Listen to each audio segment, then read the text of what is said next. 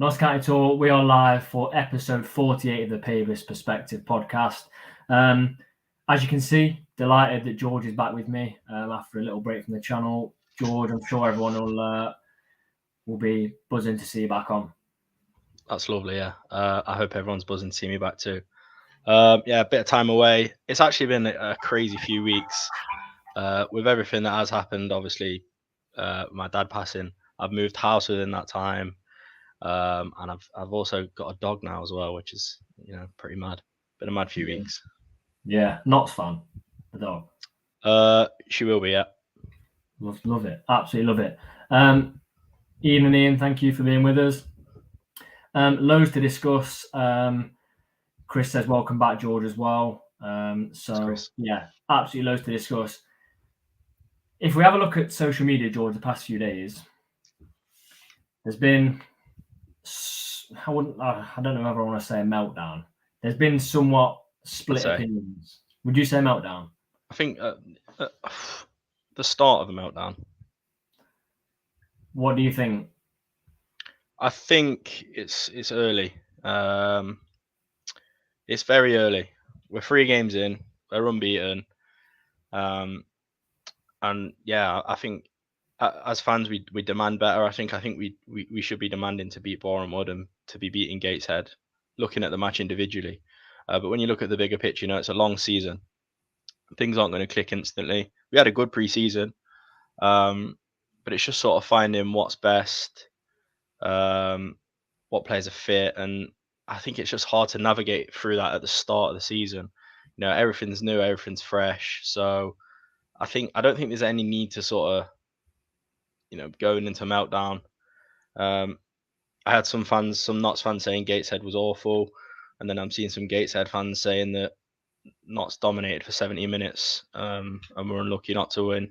So, just got to take from it what we will. I think we are struggling a little bit, not massively. It's just short-term injuries, isn't it? Like we've got like Baldwin. I know he's struggling with his fitness, isn't he? We've got just a few names to throw out there that we are struggling with that would be starters, I think. So yeah, once we've got everyone up to scratch and everyone's fit and ready, I think that's when we'll see this team sort of go forward. Yeah, Chris has talked about Luke Williams' presser. We'll go into that in a second. Evening, Ellie. Thank you for joining us. Quite a few points that people are already getting in the chat. We'll definitely come across those points. Just want to say as well, the question for today, it's we do mostly non-related to Notts, just to have a bit of fun. But we've changed it up a little bit today. I want to know who you think the most important player is for Notts. Do you think it's Ruben? Do you think it's Langstaff, Palmer, or Cameron? And if there is someone else you think, just drop it in the chat. And finally, welcome to people that might be listening back on Spotify. Remember, if you do miss us, you can listen back on Spotify now. And if you have enjoyed the episode, drop us a 5-star review on there. Massively help us. So what I want to talk about is at the start of the season, and I tweeted on my personal account. I think you tweeted on your personal account. You said we had a good preseason. I would say about preseason fans, we had an outstanding preseason. We brought in 2 players that between them had scored over 50 goals. And they played together. So straight away, you've got a partnership linked up there. We brought in Badger Army, who was wanted by clubs in League One. Absolutely fantastic that we managed to get him in. We brought in Baldwin that Luke Williams liked. Knew he'd fit the system straight away, but admittedly, he needed to get a little bit of match sharpness and playing again. We brought in Austin alongside Badger Army from Kidderminster. One of their better players consistently. Kidderminster fans said he could have easily been in a high division, League 2, League 1 again. And we've seen that from glimpses we've seen already. So I'd say we had an outstanding pre-season. And we all said it. This is what I was getting to. We all tweeted it. Let's get behind the team this season. And I agree. We're 3 games in. We're literally 3 games in. We can't be getting on his back. We've gone to Boreham Wood and we win the game if Kyra Mitchell doesn't pull his man. And let's be honest, I don't know if you've seen me go back. It's soft as anything. Yeah. Across the Football League, in divisions that don't have even in the leagues that have VAR, you don't get those given. With VAR, I don't even get the Chelsea player Cucurella's hair being pulled as a penalty or a foul or whatever it was. So in the National League, when you've got 2 players wrestling and the guy's got hold of Mitchell's shirt out of the ref's view, The refs looked to clear it up. Look, we didn't play fantastically. Sloppy set piece goal. Mitchell doesn't get penalised for that, which should he have? Probably not. We've got a win there. And if we don't have to make one individual error, and you said you don't dig Kyle Cameron out, you don't want to dig Kyle Cameron out, but look, when's he ever made a mistake like that? He's not. Exactly. And we'll probably go on and win the game. At least get the draw we already got. So the only thing I would say is I'm with John here. I'm disappointed we didn't get 10 points out of the first three, if I'm quite honest. We should be picking up at least 10 minimum. Yeah. So without doubt. But yeah, I just don't think it's so early to getting on players and managers' backs. Look at Stockport last year; they were adrift of top spot after 10 games, weren't they? And then all of a sudden, look what happened. Yeah, and as much as I am of the same mind frame as you, I think it's so early. I can understand some frustrations, because it does sort of feel like we just can't string like a good amount of wins together, doesn't it? And I know we're 3 games in, but it has just been a frustrating stay, I think, in the National League. And it's like that the way we crashed out of the playoffs last season wasn't that long ago. So I feel like things like that are still not super fresh, but they're still in the back of your mind. You know what I mean? So I think there is frustration there because 3 seasons on the trot to go out of the playoffs. I mean, when you look back, it's not been easy at all for Notts from the dawn of Notts County, has it? But I'm talking more recently, so I can understand the frustration, and it would just be nice to get off to a really good winning start and maybe be a bit more convincing in those games, Yeah, and we were speaking the other day, weren't we? We can only remember in our time in the National League. Now, someone correct us if we're wrong. We can only remember two points in the whole 3 years we've been in the National League, going into our 4th now, where we've consistently strung results together, and that was just before the season got stopped because of COVID, which under Ardley. Yeah, which was just unfortunate. And then the 5 or 6 wins we got in a row just before the playoff campaign when Birchnell's first season, where I think we lost to Bromley on the last day, but we won like 5 or 6 in a row before that. Yeah. Now those results come earlier in that season, and you're looking at maybe a title charge, but they've come too late. So it does feel like I feel like we don't even see 3 or 4 wins consistently. I know it's not easy. I know it's not. Here we go. Charlie said, no team has won all 3. Shows how hard a competitive league is this season. Another point on that is we're still 2 points off the top. 2 points off the top. I looked at Solihull yesterday. They drew 1-1 with York, and their fans were saying they weren't very good. Wrexham. I mean, Wrexham, anyone would have thought they'd have won every game 5-0 and they'll be on 9 points, but they haven't. They got absolutely battered by Chesterfield, who are our opponents this weekend. Yeovil, not very good. And the opening game, they had to come from behind against Eastleigh at home. So this league is really difficult. And I said it with Will on this pre-season predictions, that if you're looking at the league as a whole, now Stockport have gone, I don't know what you think, George. I think the league's stronger now as a whole than last season. You had Kingsley and Dover that were like sort of the whipping boys last year. Yeah. You had Kingsley. Yeah, no. Sorry, we were 1-0 down to a half time, and all of a sudden we can switch on and score 4. That's not going to happen this season against anyone, I don't think. Yeah, I mean, I agree, and I think the level of coaching's increasing in this division as well. It's the football has improved. It's not so much about dinosaur tactics, if you will. It's very well coached. I think the football in this league now. Like look at Boreham Wood. Like we were in for their manager, and I was watching his press conference, and he's so well informed and well spoken, and knows the game inside out.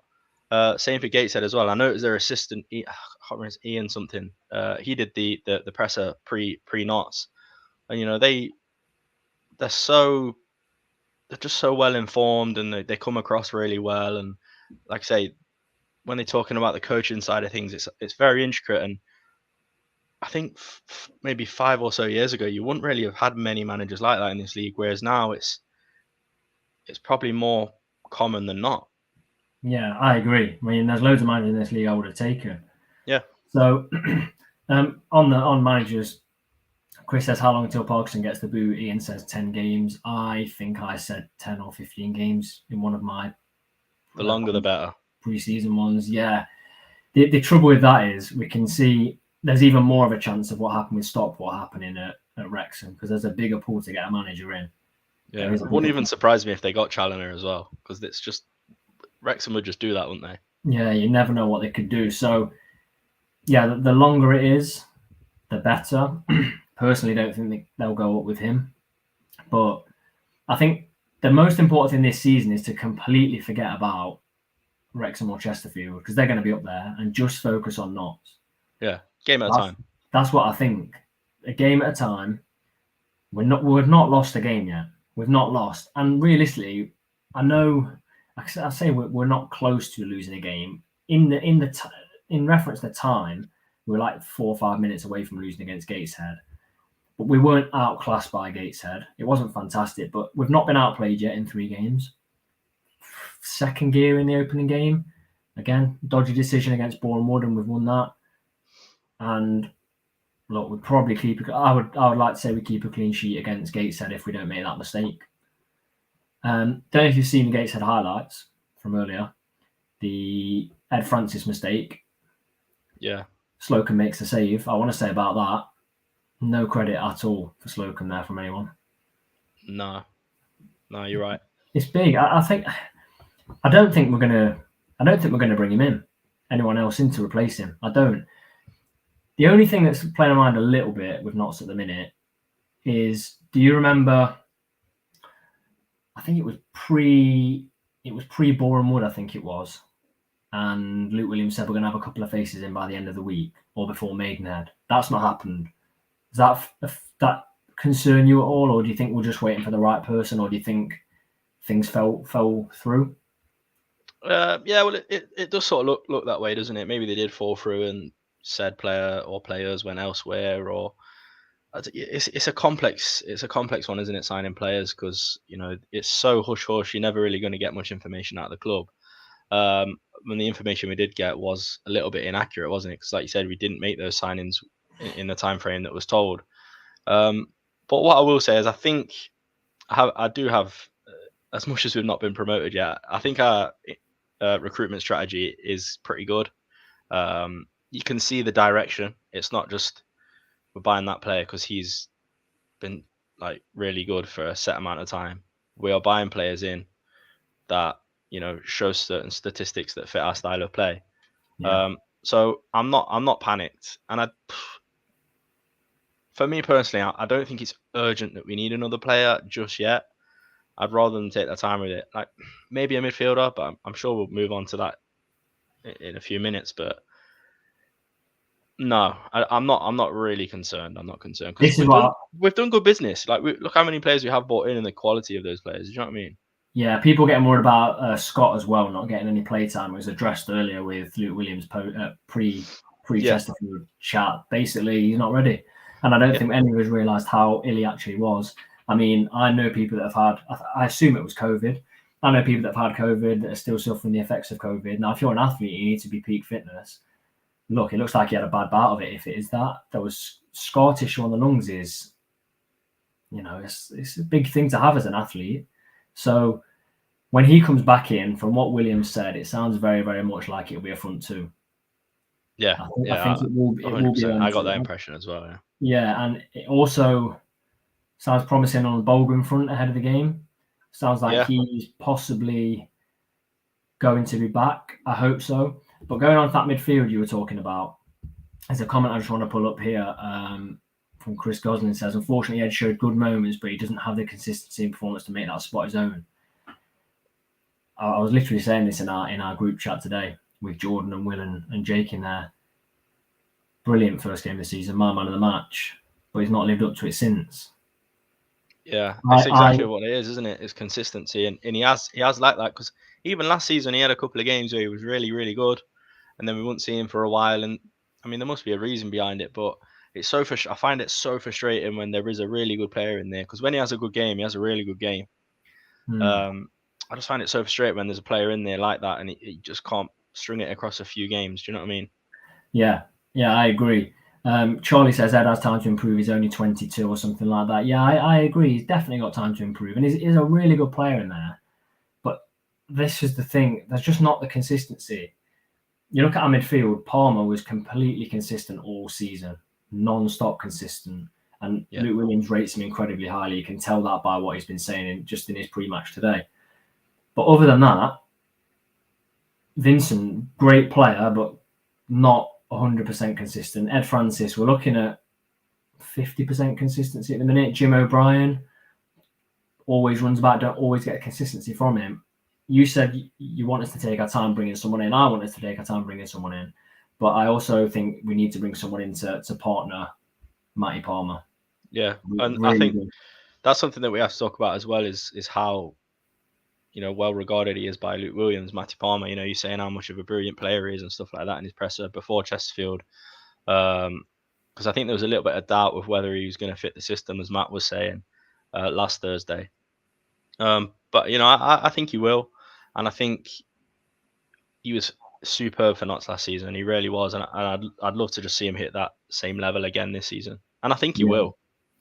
Charlie, again, the comments. I feel like a lot of the people's thoughts are mirroring ours. George, Charlie says thinks Badrami could be good with Palmer. Personally, I would like to see us go. Well, I'm going to talk about this in a second. I'd like to see us go in eventually to a back four and have Badrami in that centre.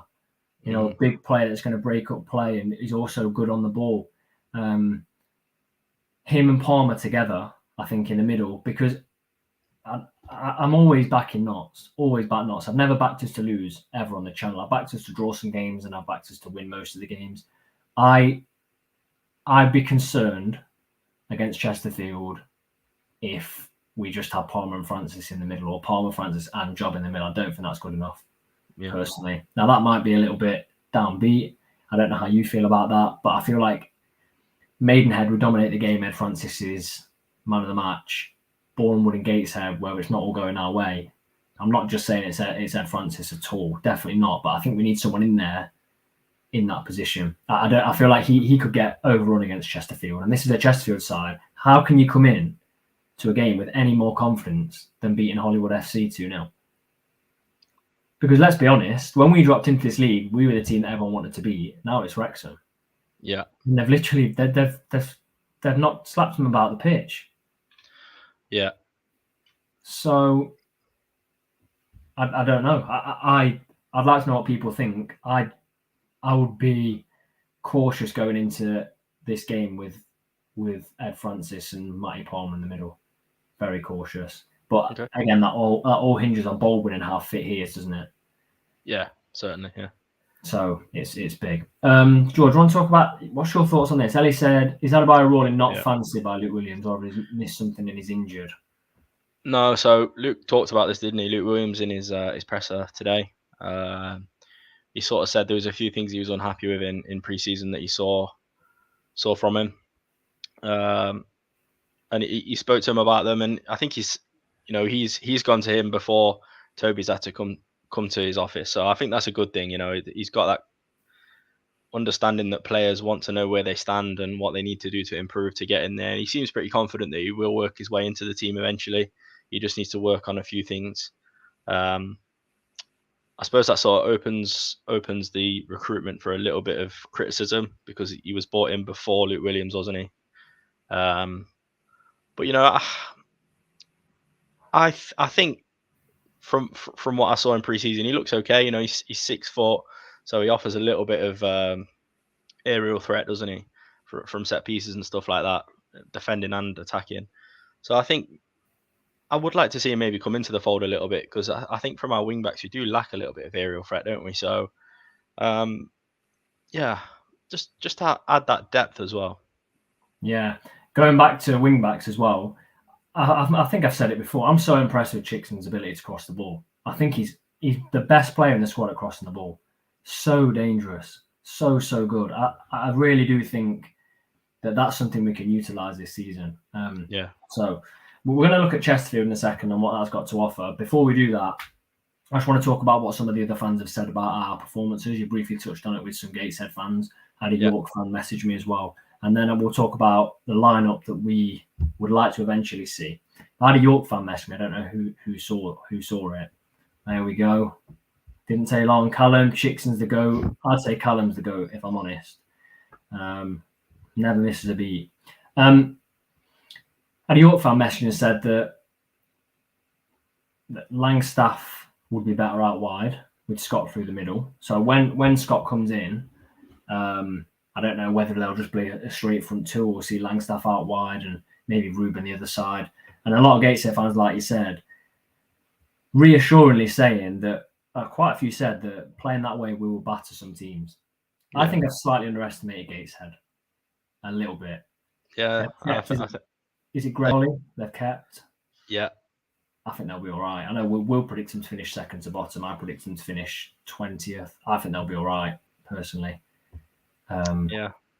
They're not really rocked that much by Langstaff and Scott going at the minute. Surprisingly. I mean, you say that, but we did give them their goal. I mean, they've scored in other games, haven't they, I suppose? So, I think they scored four before we played them, two draws, I think. Yeah. So, yeah, I know our emotions were a bit raw after that one. I was going into the game, and I said it with Matt last week. I thought we were going to win that game comfortably, but we didn't. So I think we have to win on Saturday already. Matt says, "Sorry, I'm late. Have I missed a Chicks and hat-trick comment?" You haven't. Not Matt. Quite. Not yet. No. Not yet. But he's there. He's ready. He's got it typed up ready. So I question, who is the most important player for Notts currently? Do you think it's Ruben, Langstaff, Palmer, or Cameron? Get your votes in. We'll reveal them at the end of the show. We'll reveal what we think. I watched the presser. Were you impressed? Are you impressed with how Luke Williams comes across? Really impressed. Really impressed. I thought it was a really good presser, actually. He covered all the bases, and he, sometimes how managers answer the question in a roundabout way. He didn't. He was really direct. And I think, the question about Adebayo rolling, he really could have avoided an honest answer, but he didn't. He was just brutally honest. He said there's a few things he felt like he wasn't happy with in pre-season that he needs to work on. He's told him he needs to do this, and he's working hard. And he reassured the fans as well that he's in good spirits. He's not taking it bad, and he's a good person to have around. He's a cheery chap, as I'm sure we've all seen from his interview when he joined Notts. So yeah, I was really impressed, and it's good because I actually enjoy listening to them press conferences from both teams, like obviously from us and whoever we're playing. But yeah, Luke's was really, really good. I really enjoyed it. Yeah, I think he's coming across really well. Remember when we had Gab Sutton on earlier in the season? I don't know if you saw the video. Gab Sutton's predicting us to win the league because he thinks Luke Williams is a fantastic manager. He did say the only thing that he would be wary of is if he's tactically fantastic, but if he can get the man management right with the players. Now, I know we don't get to see every single day, but the way he talks about the players, I'm confident with that. The way we saw him when Cal was still here, his arms around Callum Ruben, I think he's brilliant in that. Some of the open training sessions that's been had have had good feedback, and the videos that we got pre-season of where he's training the team. I think he seems pretty good. Now, people are having sort of meltdowns early on. It would have to get pretty bad for me not to back the side this year. We've already spoken about this, George, off camera. If we're sort of 15, 20 games into the season and we're well off it, then I'd be realistic, because we're not going to gloss over things on this channel at all.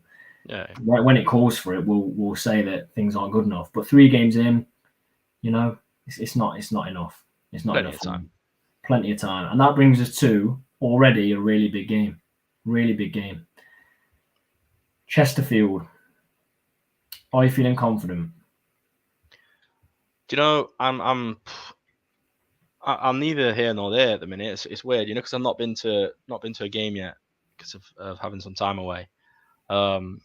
I've not actually seen the team play yet, so I'd like to say yeah, but I'm neither here nor there. Like, I really don't know how to feel. I'm sure on the day I will be confident, and then it'll go from there. But yeah, how are you feeling? Obviously, with you seeing a lot more game time than me. Yeah, I'm feeling confident. What worries me a bit more is how much of a buzz they're going to be on. They've just beaten Wrexham, and if they go and beat Notts, what a statement that shows. Bob's here said, watch the highlights, and Chesterfield could have had 4 or 5. Gave Wrexham no time to settle on the ball, and that last statement there worries me a bit. Yeah, I was just reading that, and I thought exactly the same thing, because that's something we've really struggled with. isn't it? Even last season, but it seems more so this season as well, doesn't it? Yeah, I remember at the start of last season, we'd be up there and the games would be going ahead and not to be playing, and we'll be looking at the scores. And do you remember it was like 6, 7, 8 weeks in a row that Chesterfield just seemed to win every game. They got penalty after penalty, and then there'd be 90th minute Tashamanga goal, 88th minute Tashamanga goal. I feel like if they were to beat us at the weekend, they've beaten the two nearest rivals to getting that title. They've opened some daylight between both of us. Then they could go on another one of those runs. And I feel like it's really important not to lose to them. I would love a win, but equally, it's very, very important not to lose. Chris says, let's hope Chesterfield put all their efforts into the Wrexham game. Let's hope that's the case. And Ian also says it goes out the window form. It's a tough game. Even if they wouldn't have beat Wrexham, it would have been a tough game. Couldn't agree more. I think we're going to need our fans massively for this one as well. Yeah, 100%. 100%. A few people were saying the atmosphere away at Gateshead wasn't fantastic. I wasn't there. Did the stand even have a roof? I didn't. It had the skeleton of a roof, didn't it? But no actual coverage. And when I say this, I'm being genuinely serious. Open-ended stands, you can't get any kind of atmosphere at all. Yeah, it's very, very difficult. So, I think that at Meadow Lane we can get atmosphere going. We're going to have to, because Chesterfield will be well up for it. I mean, 100%. I don't agree with the ground's too big to get an atmosphere. I was on holiday over the weekend, and I was in Portugal, and I went to a Boa Vista game. I sent you a few videos, didn't I, George, of the atmosphere? You did, yeah. 28,000 seater stadium, and there was 5,500 fans in the stadium, spread out in each stand. So much bigger stadium than Meadow Lane. Atmosphere was incredible. So it can definitely be done. So what's giving me hope? Go on. I think it's worth saying as well, Gateshead has a racetrack around it, doesn't it? So you are quite far away from the pitch. I think at stadiums like that, it is going to be hard to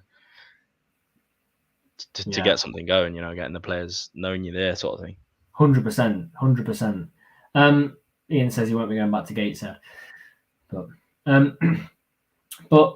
what's giving me a bit of hope as well is the atmosphere of Forest. The Forest game at home was brilliant.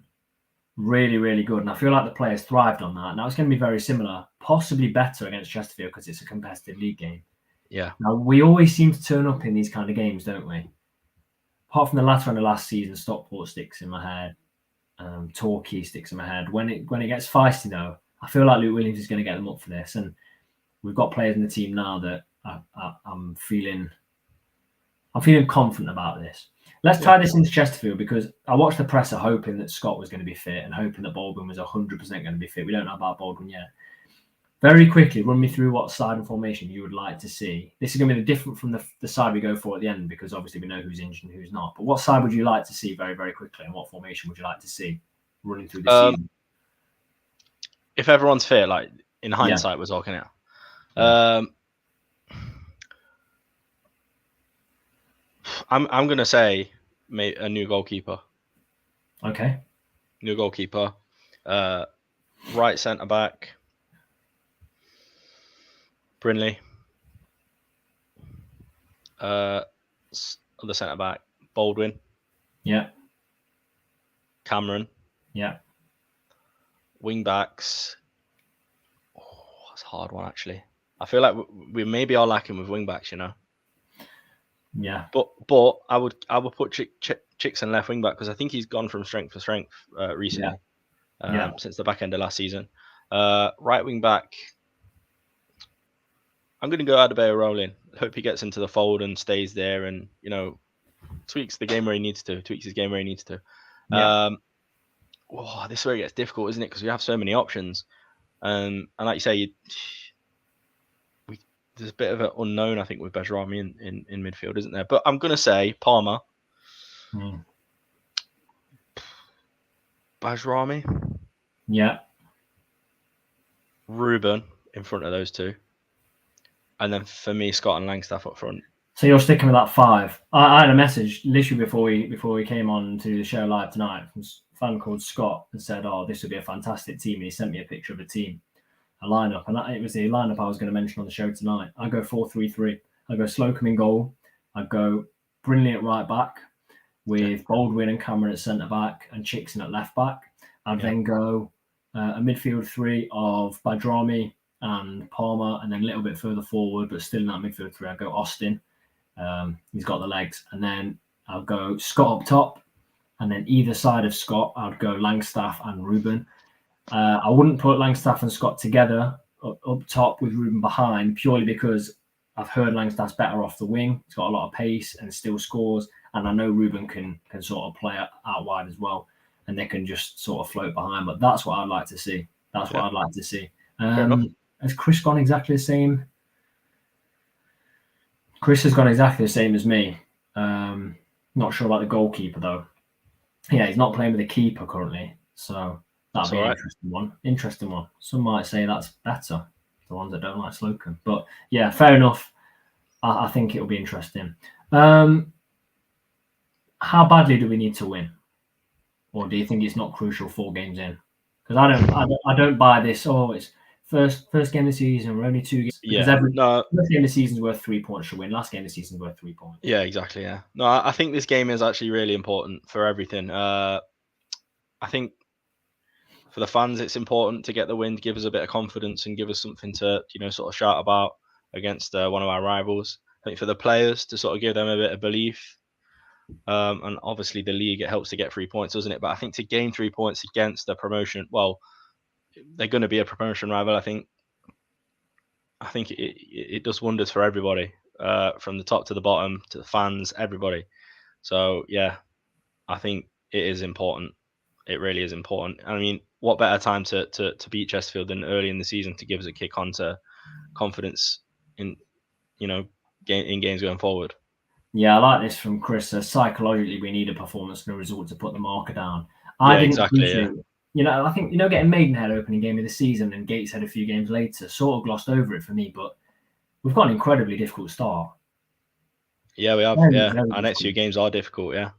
If I'm right, is it Chesterfield at home, Halifax away, Solihull home, and then we think Dagenham and Bromley. Yeah, that's right. Yeah. That's really difficult. I've got Dagenham. I've got Dagenham to be in the playoffs. I've got Solihull to be in the playoffs. I haven't got Halifax to be in the playoffs. I've got Halifax quite far down. I think they're bottom of the league as it stands. But I think it's really difficult. And then we sort of go into an easier patch. We're talking about Chesterfield. Chesterfield have beaten Wrexham. We've given them a massive amount of credit for beating Wrexham. They've also played Aldershot at home and Dorking. They've not had the hardest start. Yeah. I'm not saying we've had the hardest start up to now, but they've not had an incredibly difficult start to the season. 2-2 with Dorking and then beating Aldershot at home. I think we'd have beaten Aldershot at home and possibly would have beaten Dorking. So I know that game had a red card in it. But I think it's really important in terms of keeping momentum. We don't want to be chasing at any point. Yeah. I think the key point as well, and it's something that I addressed after the Gateshead game, was we just need to stop undoing ourselves and just have a bit more confidence, because we are just the makers of our own downfall. It's not like we're being dominated by these teams and really outclassed, because to be honest with you, there's maybe 1 or 2 occasions in the last couple of years where I feel like we have been outclassed, but there's a lot of games where we've either lost or drew where we shouldn't have, and it's own fault. And I think Gateshead is the pinnacle of that. Even I think if it wasn't Cameron, it'd have been someone else. Like, look at Francis, for example. Yeah.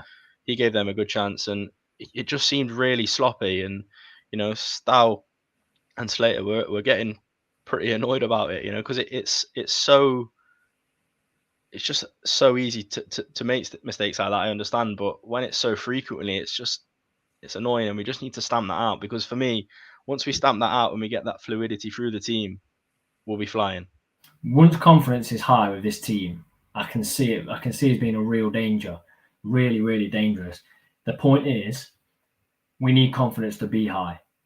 The last time I saw us rip through a really good team, and albeit they were on a little bit of a downer at the time, but we ripped through Stockport at home. Wrexham, I can't necessarily say either way because that red card. Oh, well, we ripped through Wrexham as well. We had 10 men though for. We ripped through them. We did, but Stockport, we absolutely ripped Stockport apart, and they got a penalty at the end. But Vincent, it was forward to back in 8 seconds, and Vincent had slotted it away. Wharton had some great chances in that game as well that he didn't put away. Remember that 1-on-1? Yeah, when we're flowing, we'll kill some teams this season. I'll put it out there and say we'll see a game where we'll score 5, definitely. Maybe a couple of games we'll score 5. I really do see that. But in comes Barnet. Yeah. Well, when we're playing Barnet, how long? Put it in the calendar. But it's all about getting to that point, because Stockport got to that point where they kept building and building and building. They were so confident in their play. You never thought they were going to lose, ever. Like I was looking on my phone mid game, and I said Stockport 2 up again. Oh, Stockport scored after 10 minutes. That's the game sewn up. So we need to get to that point, because we can get to it. We can definitely get to it. Yeah.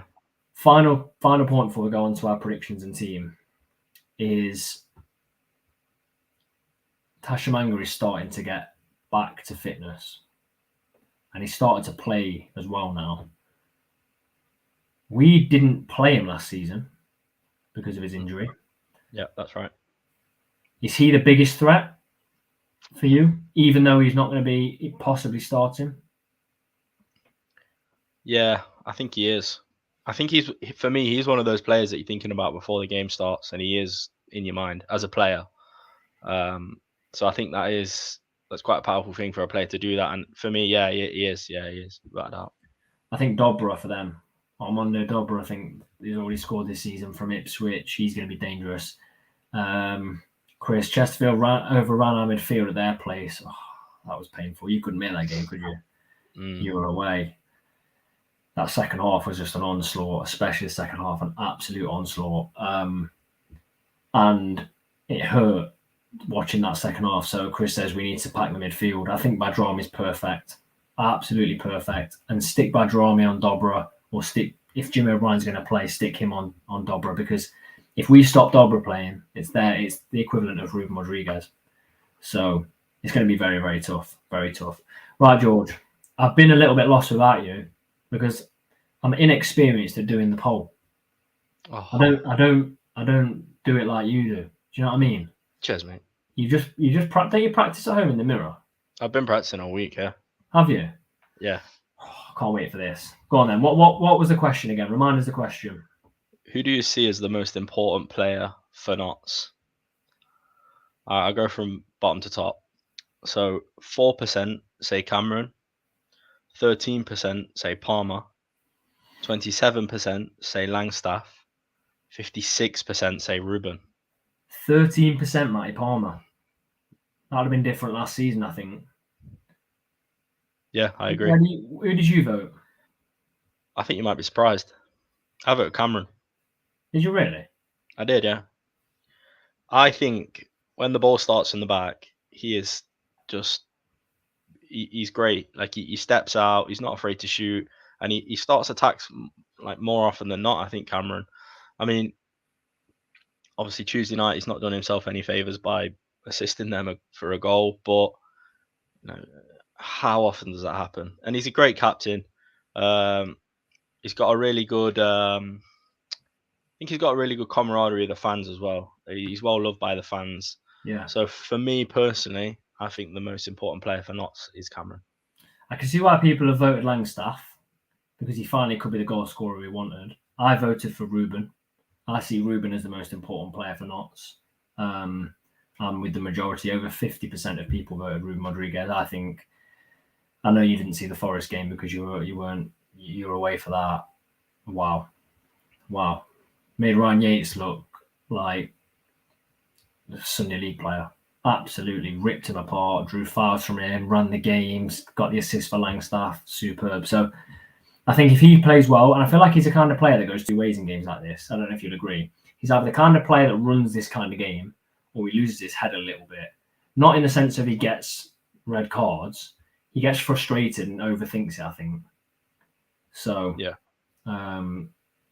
The other Chris has said Cameron looks a shadow of the player he was last season. I think this will be an interesting test for him. I think this will be where we'll really see it. And Ian's gone, Palmer was my pick. So, it'll be interesting. Right. Let's go for our lineups. Who we think we'll see. I'll go first this time. I think we'll stick with 5 at the back because we don't necessarily have some players fit for them ready. I'm going to say Slocum in goal. Left wing back, I'm going to go Chickson because his crossing is superb. And then I'm going to go on the left side, Cameron. Central, I'm going to say Baldwin, hopefully. On the right-hand side of that back 3, I'm going to go for Brinley. And at right wing back, I'm going to go Aaron the Man. Yes, they're going to be dangerous, but I think we need some pace in. If we are trapped in, Aaron the Man gives us an outlet. Midfield, I'll go for Badrami and Palmer. Just ahead of those, Austin, and then Ruben and Langstaff. I was going to reel mine off, but it's exactly the same as yours. Exactly the same. Exactly the same. You're back. You're back, look, and we're doing this. The same. Unbelievable. Could cry. Could literally cry. I'm literally tearing up here. I think we'll have to end it. I'm in bits. Ian said Chickson's crossing was poor first half at Gateshead. He was just getting his range in. Second half. Yeah, just warming up. Keeping us on our toes. So we've gone for the exact same team. Aaron Iman, every time I've seen him at wing back this season, he's been dangerous, and he caused a goal, and he nearly set up a winner as well. Yeah, I like the man, and I feel like he gets forgotten as well. Yeah, I do. I feel like this is the only way you can get him into this team. There's no other way of getting him into the team. Yeah. Which is sad for him because he's not going to play any more advanced, but he's grown into this role. He is growing into this role. Okay. Right. Score lines then. What do we think? Chesterfield at home. I've already mentioned off the back of a very good result for them and a pretty poor result for us. Callum's probably already got it tight. Get your predictions into the comment section and then we'll put a few up on the screen. George, prediction and goal scorers, Chesterfield at home. BT Sport with Adam Virgo singing Notts praises. That'll never happen. But yeah, I'm going to go for a 2-1 win for Notts. Ruben and Cameron to score. Fair enough. I'm going for Notts County 1, Chesterfield 1. I think it'll be a draw. I can't, as optimistic fan as I am, I can't see us winning this game, and I hope I'm proved wrong and come back on here next Thursday or even in the videos after the game and made myself look a fool. But I think it's going to be 1-1. I think Dobra will score for them because I just think he's a great player for this division. I think for us, Ruben Rodriguez will score. He'll step up. I'm also going to say I think Austin, should he play, will have a very good game as well. You need legs in these sort of fixtures, especially in the midfield, and I think he's got that. Definitely got that. Let's have a look what you guys are thinking then. So Bob says Notts 1, Chesterfield 2, Job sent off. Well, we should have been sent off by the sounds of it against Gateshead. Ian's gone 2-2, Scott and Cameron. I'd love Scott to get off the mark. Chris has gone 2-1, Notts, Austin and Ruben. Not as much positivity as last Thursday with the games. And then Callum, 5-2, Chicks and hat-trick, Ruben and Vincent. Ellie says 2-1, Notts, Langstaff and Cairo. I want to just very quickly, I'm impressed with Cairo this season because he's not going to burst onto the scene and be fantastic straight away. But he's got a very good goal, harshly penalised for the penalty, and making a nuisance of himself whenever he's been on. I think if Notts Williams. Yeah, I think if Notts were to start with a front two against Chesterfield, I think it'd be Langstaff and Cairo. Point to prove against Chesterfield as well. Yeah, massively. I wouldn't even be surprised if he did start. Yeah. I wouldn't be surprised. Matt said 6-0 Slocum double hat-trick. Could happen. It could happen. Nothing's impossible. Charlie says 2-0 Scott and Langstaff. And the final one is 1-0 Langstaff. I would be massively happy with a win. A draw I'll take, as long as it's not like Bournemouth where we let it slip late on. But you never know the standard of the refs in this league, so you've got to be careful. Right, that is another Pavis Perspective, episode 48 finished. As I've already said, and most of you said in the comments, it's really, really good to have George back with us. We'll be at the Chesterfield game. We'll be having videos after the game, player ratings and fan chats.